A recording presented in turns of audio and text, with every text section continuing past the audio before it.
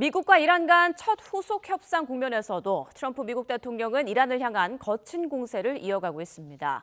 이란의 호르무즈 해협 재봉쇄 발표에도 미국은 해협 상황이 크게 달라지지 않았다고 밝혔는데요.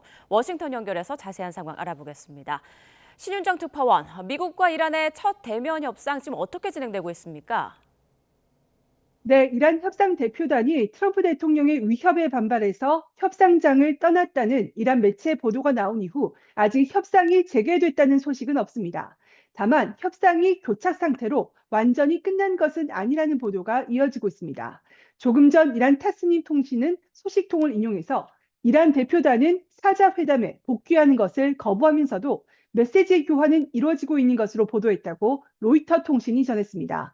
이 과정에서 파키스탄과 카타르의 중재 노력은 계속되고 있다며 아직 최종 결과에는 이르지 못했다고도 보도했습니다.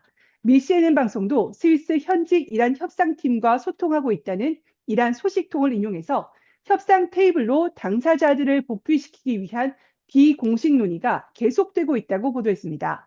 AFP 통신도 이란 대표단은 계속 회담에 참여하고 있고 중재국들에게 회담장을 떠날 의사를 전달한 적이 없다고 보도했습니다. 이에 따라 협상이 재개돼 현지 시간 22일 월요일까지 이틀째 이어질지 주목되는데요. 앞서 미국 측은 이번 첫 협상 일정을 이틀 정도로, 이란 측은 하루, 당일 회담으로 전망하기도 했습니다. 네, 이란이 반발한 트럼프 대통령의 발언도 자세히 전해주시죠. 네, 트럼프 대통령은 이란을 향해 레바논의 친이란 무장정파 헤즈볼라를 막지 않으면 더 강력한 공습을 가하겠다고 위협했습니다. 소셜미디어에서 이란은 즉시 고액 지원을 받는 레바논의 대리 세력이 문제를 일으키는 것을 막아야 한다면서 그렇지 않으면 다시 매우 강하게 타격할 거라고 썼는데요. 이스라엘의 레바논 공습 이유를 헤즈볼라의 도발로 지목하고 레바논 사태가 미국과 이란 간 협상에 악영향을 끼친다는 판단에 따라 이란의 헤즈볼라를 자제시킬 것을 압박한 것으로 풀이됩니다. 트럼프 대통령은 또 이란의 우라늄 농축 권리 유지를 주장한 이란 대통령을 향해서는 입 조심하는 게 좋을 것이라고 경고하기도 했습니다. 폭스뉴스 기자와의 통화에서 폐지시키한 이란 대통령이 태도를 바꾸지 않으면 그 나라의 나머지를 장악할 거라고 말한 것으로 전해졌습니다.